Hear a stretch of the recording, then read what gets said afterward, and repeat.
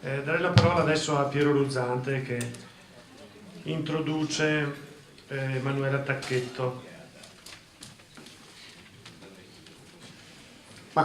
Io, sentendo tutte le testimonianze ricchissime che sono state fatte dalle varie associazioni, mi sono domandato: ci sarà un motivo per il quale nel Veneto, che è una regione ricchissima, le testimonianze ne sono la dimostrazione di volontariato, di terzo settore, di associazionismo, se in questo Veneto, in questa terra così ricca, che la contraddistingue, nel giro di pochi mesi ci sono state due grandissime manifestazioni, Siamo Sociale, con migliaia di associazioni.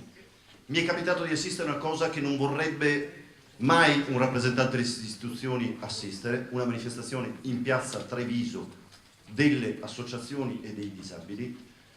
Mi è capitato di vedere manifestazioni delle, diciamo così, disabilità gravi, estreme, davanti a Palazzo Ferrofini, con le associazioni dei ciechi e dei sordi davanti a Palazzo Balbi. A proposito di sensibilità, con un rappresentante dell'associazione dei sordi che spiegava il servizio ponte all'assessore Sernagiotto, che lo definiva uno spreco, e gli ha detto: mettiti un bel bavaglio in bocca e prova a telefonare. Un rappresentante dell'associazione. Io credo che se è successo tutto questo, qualcosa è avvenuto in questa regione. Certo, c'è l'insensibilità di Sernagiotto, c'è l'assenza totale di Zaia, lo denunciamo anche qui. Zaia, su 4.645 votazioni che sono avvenute in Consiglio regionale, ne ha fatte 182. Andrebbe licenziato in qualsiasi luogo per assenteismo. 97% di assenze nelle votazioni del Consiglio regionale, lo diciamo. Non c'è solo questa insensibilità di una giunta più attenta al privato che al privato sociale. Ecco perché vogliamo ridare un cuore al Veneto. C'è un'altra questione, lo ricordava bene nella sua testimonianza Achille Variati dal video. Non è così in tutte le altre regioni. Il rappresentante prima dei sordi lo ha spiegato, le associazioni lo hanno spiegato. In altre regioni non sono avvenuti i tagli che sono avvenuti nel Veneto. Perché? E dobbiamo dare una risposta a questa domanda. Perché in questa regione, questa giunta, questa maggioranza del PDL e della Lega ha preso e ha messo le mani in tasca ai disabili, alle associazioni, al volontariato, per dare queste risorse al 10% della popolazione più ricca del Veneto, perché questo è quello che è avvenuto materialmente. Quel 10% che scopriamo nelle indagini dell'Istat, che già detiene il 46% di ricchezza. Questa è la differenza tra il Veneto, la Lombardia, dove governano le stesse maggioranze ma non hanno fatto queste scelte, l'Emilia Romagna e la Toscana.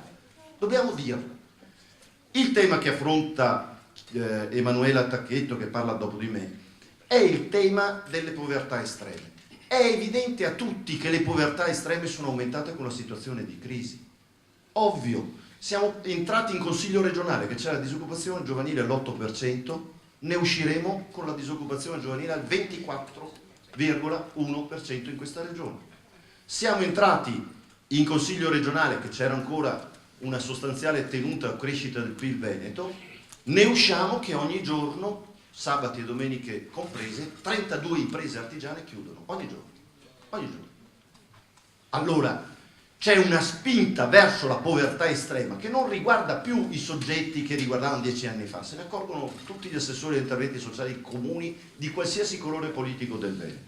Questa povertà estrema diventa sempre più coinvolgente di soggetti che non erano abituati a quelle condizioni.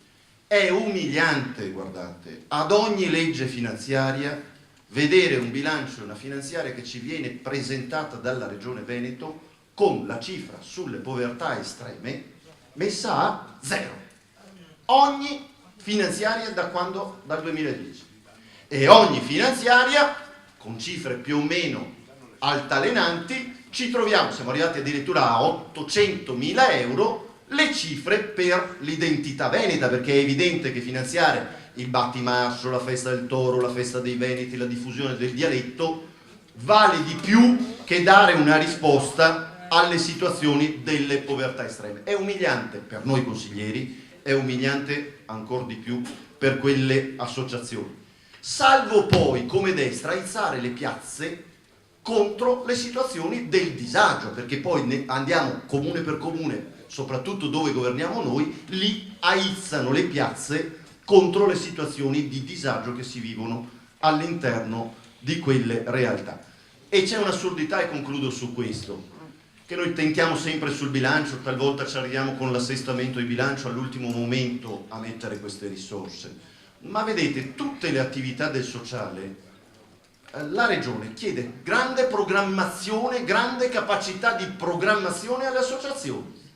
Peccato che noi come Regione siamo ultimi in Italia nell'approvazione del bilancio, perché tutte le altre regioni al 31 dicembre hanno approvato il bilancio, noi siamo a marzo e non abbiamo ancora approvato il bilancio.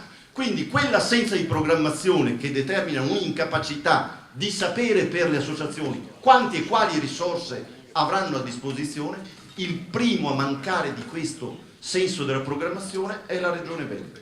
Allora, credo che dobbiamo fare una rivoluzione della dignità, qualcuno ha parlato di dignità prima, ridiamo dignità al settore sociale e come Partito Democratico dobbiamo, veramente lo dico anche a Roger che oggi assumerà a pieno titolo l'incarico di segretario regionale, come Partito Democratico in Consiglio regionale nei territori ridare la voce a chi la voce spesso non ce l'ha. Grazie.